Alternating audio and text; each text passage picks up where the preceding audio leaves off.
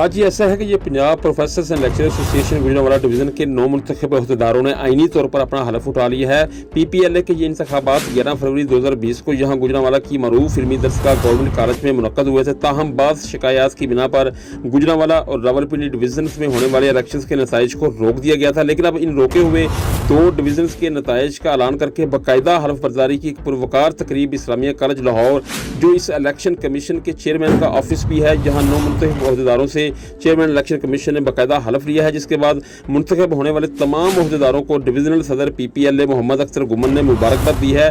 बाद मीडिया से गुफ्तगू के दौरान डिवीजनल सदर मोहम्मद अख्तर गुमन का कहना था कि इनकी जमात इत्तेहाद असातिज़ा और सरकारी कॉलेज को दरपेश मसाइल हल करने की पूरी कोशिश करेगी। कॉलेज असातिज़ा ने इनको इलेक्शन में फतह दिलवा कर जो तवक्कुआत इनसे वाबस्ता की हैं, इनको हर हाल में और हर सूरत में पूरा किया जाएगा। मीडिया से गुफ्तगू के दौरान डिवीजनल सदर मोहम्मद अख्तर गुमन का मजीद कहना था कि इनको छोटे नहीं बल्कि बड़े बड़े मसाइल दरपेश हैं। यूनिवर्सिटी के नाम पर सरकारी कॉलेज का खात्मा और प्राइवेटाइजेशन की तरफ पेशकदमी, सर्विस स्ट्रक्चर को बेहतर करने में हुकूमत की अज़म दिलचस्पी, असातिज़ा की तरक्की में सुस्त रवि और तनख्वाहों में 3 सालों से इजाफा ना होना जैसे अहम तरीन मसाइल शामिल हैं। इस मौके पर डिवीजनल सदर मोहम्मद अख्तर गुमन ने हुकूमत से मुतालबा भी किया और कहा कि हुकूमत हर ज़िला में अलग से यूनिवर्सिटियाँ बनाएं और सरकारी कॉलेज जहाँ गरीब तलबा मुफ्त तालीम हासिल करते हैं, ये कॉलेज इनसे ना छीने जाएँ। इनका कहना था PPLA जल्द ही कॉलेज बचाओ तहरीक शुरू करेगी और इस ज़िमन में मरकजी, डिवीजनल और ज़िली सतह पर पूरे एहतजाज किया जाएगा। जी।